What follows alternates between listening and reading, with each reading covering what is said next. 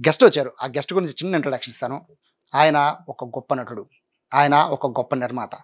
ఆయన మాజీ ఎంపీ. అంతకన్నా ముఖ్యంగా ఆయన గొప్ప ఎంటర్‌ప్రెన్యూర్. అంటే అది ఎలా చెప్పాలంటే, మనం కొంతమందిని ఇన్‌స్పైర్‌గా తీసుకుంటాం కదా! కొన్ని కొన్ని విషయాల్లో. అలాగే రియల్ ఎస్టేట్ రంగంలో, కన్‌స్ట్రక్షన్ రంగంలో ఆయన ఒక ఇన్‌స్పైర్ పర్సన్. ఆయన ఎవరో కాదు, మురళీమోహన్ గారు. సార్ నమస్తే.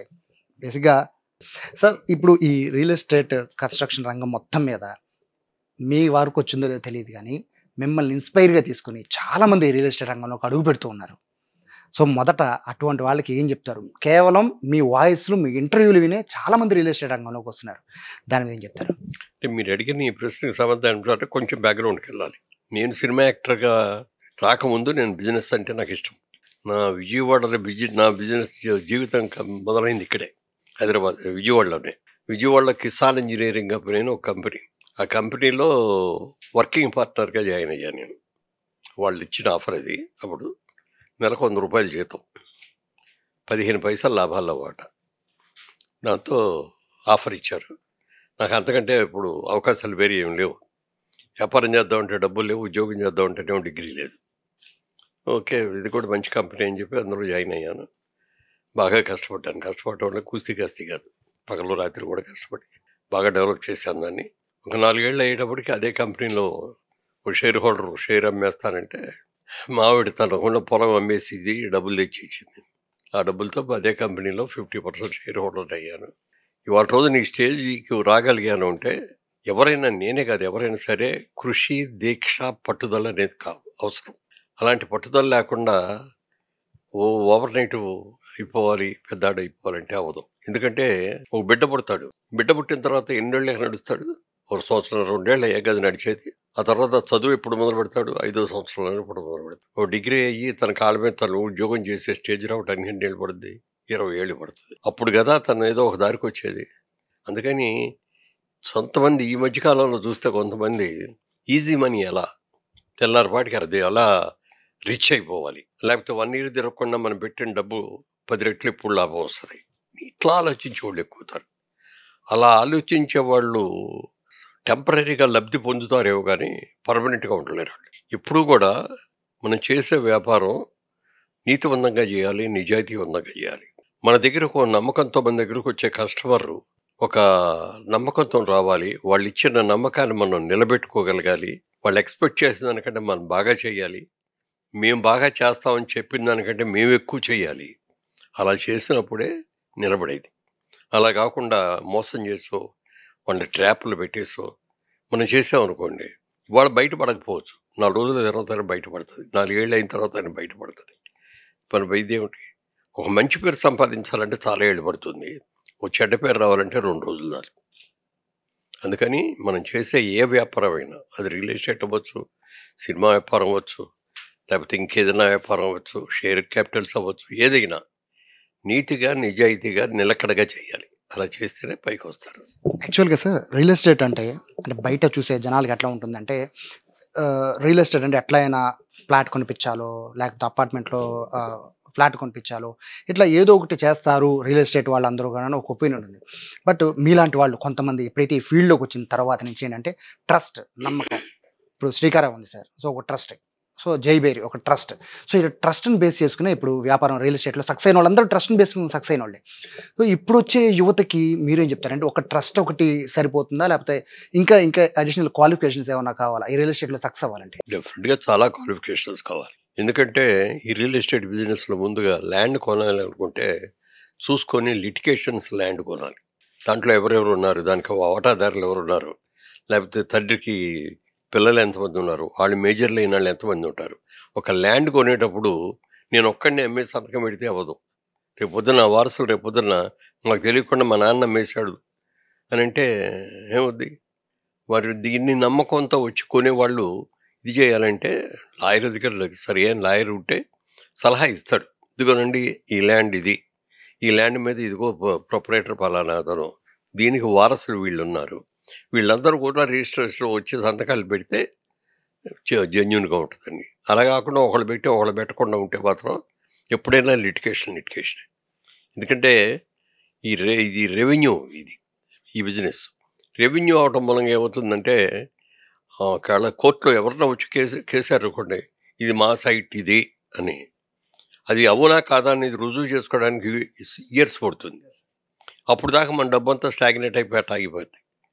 తెలియదు. ఒక క్రిమినల్లో ఇంకోటి అంటే ఒక 6 నెలల్లో 3 నెలల్లో సంవత్సరం పోద్ది. ఇది రెవెన్యూ ఎక్కడ ఎప్పటికి పోద్ది జరుగుతుంది.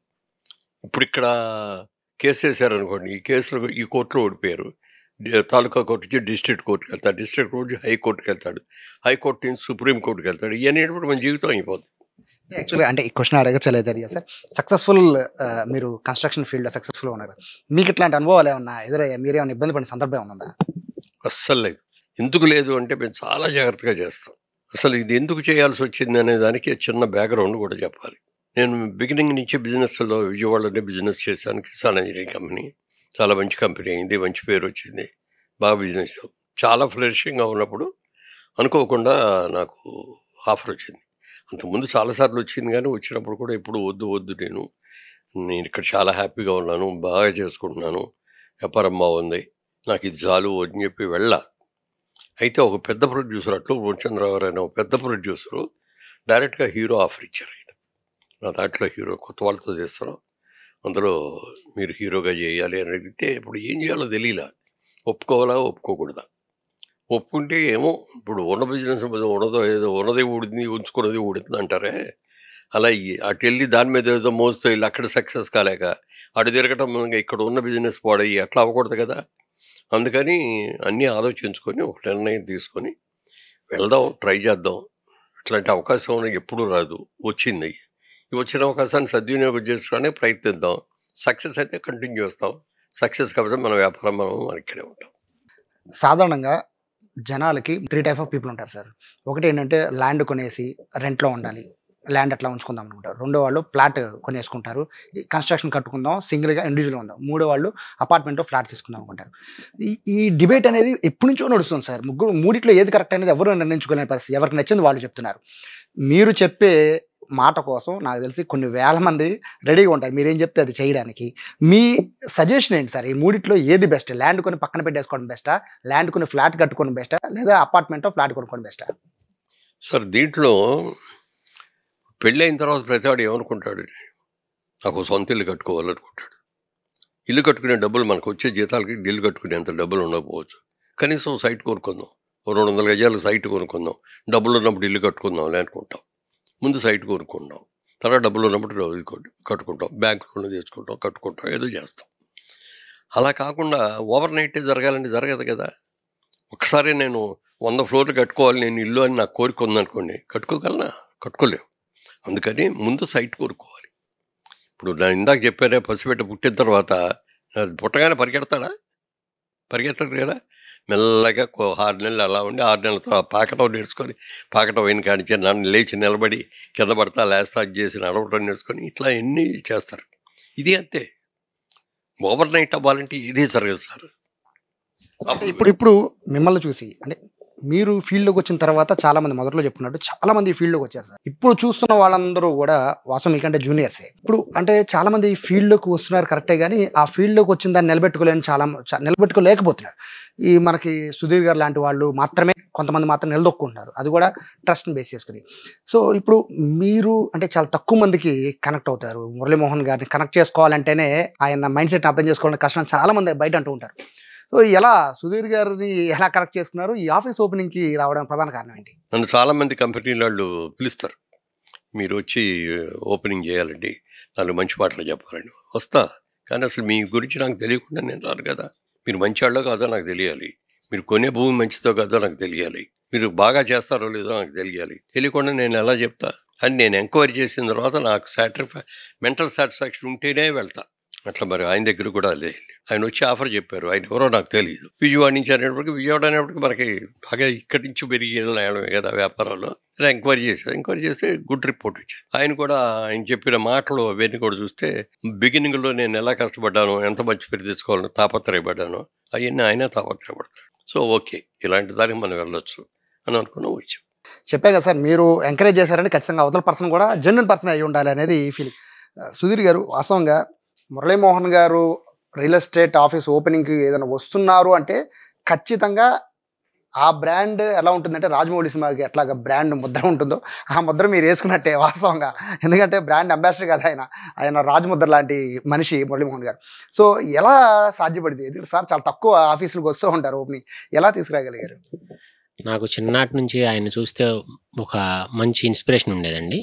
నాకు 20 ఇయర్స్ క్రితమే నేను మురళీమోహన్ గారికి దగ్గర విలేజ్‌లోనే, ఆయన పుట్టిన విలేజ్‌లోనే, నేను దగ్గర విలేజ్‌లోనే నేను జన్మించానండి. ఆయన మీద చిన్నప్పటి నుంచి నా నా ఇంట్రెస్ట్ ఉండేదండి. ఆయన వారాల అబ్బాయిగా సినిమా తీసినప్పుడు నేను ప్రతిరోజు ఆదివారం ఆయన సినిమా వస్తే కంపల్సరీగా టీవీ ముందు కూర్చొని దూరదర్శన్‌లో ఆయన సినిమా చూసేవాడినండి. ఆ ఇన్స్పిరేషన్ నాలో బాగా ఇమిడిపోయి ఉంది. అలా నా కెరియర్ స్టార్ట్ చేస్తూ స్టార్టింగ్‌లో నేను ఈనాడులో చిరు ఉద్యోగం చేసుకుంటూ కెరియర్ నడిపిస్తూ ఒక 3, 4 ఇయర్స్ నడిచిన తర్వాత నాకు ఆ మార్కెటింగ్ స్కిల్ తోటి నాకు ఐసీఐసీ బ్యాంక్ నుంచి మంచి ఆఫర్ వచ్చింది. ఆ ఆఫర్ తోటి నేను మళ్ళీ డైవర్ట్ అయ్యాను. ఐసీఐసీ బ్యాంక్‌లో కొన్నాళ్ళు జర్నీ చేసిన తర్వాత నాకు కొన్ని అవమానాలు ఎదురైనాయండి. ఆ అవమానాలను ఎలా ఫేస్ చేయాలి, వాటిని మనం ఎలా ఎదుర్కోవాలి, వాటి నుంచి ఎలా బయటికి రావాలి, వాళ్ళని ఎలా గోల్ కొట్టి వాళ్ళని ఎలా టాస్క్ కింద చూపించాలి అనే దాంట్లో ఇన్స్పైర్ అయ్యి నాకు మురళీమోహన్ గారిని మనసులో తలుసుకుని ఇది మనకి సరిపోదు, మన ఇన్కమ్ మన శ్రమ అన్లిమిటెడ్గా ఉండాలి అనే ఉద్దేశంతో నేను బిజినెస్ స్టార్ట్ చేశానండి. అదే ఐసిఐసి బ్యాంక్ తోటి బిజినెస్ పార్ట్నర్ కింద ఎంపానల్ అయ్యి అక్కడి నుంచి నా హౌసింగ్ మార్ట్గేజ్ అనే బిజినెస్ మార్కెటింగ్ స్కిల్ తోటి నేను కొన్ని డబ్బులు సంపాదించాను. ఆ డబ్బులతోటి శ్రీకర స్పేసెస్ అండ్ స్ట్రక్చర్స్ అని ఒక కంపెనీని బిల్డ్ చేసుకుని ఆ ప్లాట్ఫామ్ మీద నేను ఈ 5 ఇయర్స్ నుంచి జర్నీ చేసి 70-80% సక్సెస్ రేట్ తోటి ముందుకు వెళ్తా ఉన్నామండి. నాలాగా ఇన్స్పైర్ అవ్వడానికి మా మార్కెటింగ్ టీం కొంతమందిని కూడా ఇన్స్పైర్ చేయాలి, ప్లస్ నాకు ఇంకా స్ట్రెంగ్త్ కావాలి. ఆయన వస్తే నేను హ్యాపీగా ఉంటా, నా వెనకాల ఉన్న వాళ్ళు హ్యాపీగా ఉంటారు. కొంతమంది కస్టమర్స్కి మినిమం ఒక 3,000 మంది కస్టమర్స్కి నివాస గృహాలు, నివాస స్థలాలు ఏర్పాటు చేసే టార్గెట్ పెట్టుకుని నా వల్ల ఇప్పటికీ ఒక 50 ఫ్యామిలీస్ చేస్తూ ఉన్నారు. లివింగ్ మంచి జీవితాన్ని ఆస్వాదిస్తూ ఉన్నారు. దీన్ని ఒక 200-300 మెంబర్స్కి తీసుకెళ్లాలనే ఉద్దేశంతో మేము కార్పొరేట్ ఆఫీస్ని ఒకటి డిజైన్ చేసుకుని కొత్త ఆఫీస్కి వెళ్ళాలనే ప్రయత్నంలో ఆయన ఇన్వైట్ చేయడం జరిగిందండి. మా ఇన్విటేషన్ ఆయన సహృదయంతో మన్నించి చాలా రిసీవింగ్ తోటి మంచి మన మనిషి అనే ఇదితోటి నన్ను రిసీవ్ చేసుకుని నేను వస్తాను, ఎవరిని మోసం చేయకుండా, ఎవరిని ఇబ్బంది పెట్టకుండా నేను ఎలా చేసుకుంటూ వచ్చానో మీరు కూడా అలాగే కస్టమర్స్కి సేవ చేస్తూ పైకి రావాలని కోరుకునే వ్యక్తిని కాబట్టి నేను మీకు సపోర్ట్ ఇస్తున్నాను కాబట్టి నేను వస్తానని చెప్పారు. అలా ఆయన్ని తీసుకురావడానికి పునాది పడింది. ఇక్కడ ఒకటే సార్ నమ్మకం ఏంటంటే జైబేరి అంటే ట్రస్ట్, నమ్మకం. మురళీమోహన్ గారు అన్న బ్రాండ్ కన్నా ఆయన ఇచ్చే సర్వీసెస్ మీద గట్టి నమ్మకం ఉండేది ప్రజలందరికీ కూడా. సో ఇప్పటికీ ఆయన కింగ్గా ఉన్నారు అంటే రీజన్ అదే. సో మీ శ్రీకరాకి సంబంధించి మీరు ఎటువంటి గోల్స్ పెట్టుకున్నారు? మేము ప్రతి కస్టమర్ని 100% సాటిస్ఫై చేయడానికి కొంత ప్రూవ్ చేసుకున్నామండి మార్కెట్లో.